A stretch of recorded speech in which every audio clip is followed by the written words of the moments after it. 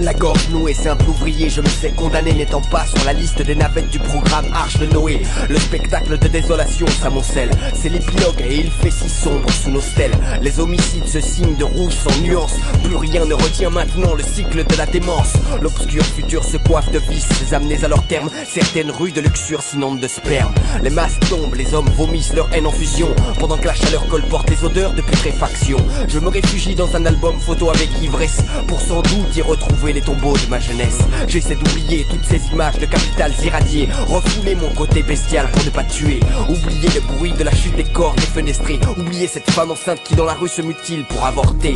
Les cataclysmes se succèdent, peut-être est-ce que la nature ne supportait plus nos excès. Asphyxiés par la peur, nos vies suspendues par le temps, les uns remercient Dieu pendant que d'autres implorent Satan. Rongé par les larmes, je me creuse comme le lit d'une rivière, parmi les bris de verre et les cris qui remontent des entrailles de la terre. C'est fini, ma chair tombe en lambeaux, l'immense lumière rouge embrase le ciel, c'est bizarre mais je trouve ça beau.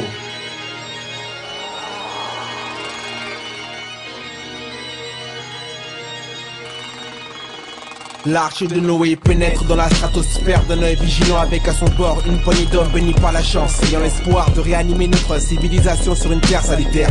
L'aube d'une nouvelle ère commence au départ d'une progéria solaire. L'émotion perle sur le visage de mes compagnons, l'enceinte résonne d'une symphonie mortuaire à demi-ton.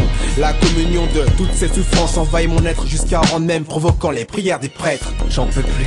Je voudrais tant trouver le repos, mais la peur de ne pas réussir à soustraire de mes pensées ces images de suicide spontané me hantent et m'oblige à garder les yeux ouverts. Alors je me plonge vers l'infini à travers le hublot, mais même les étoiles donnent l'impression de fuir l'apocalypse 7, géant rouge en thermofusion. Pendant que notre sphère se volatilise, je me plais à croire qu'au-delà des religions l'homme trouvera sa terre promise.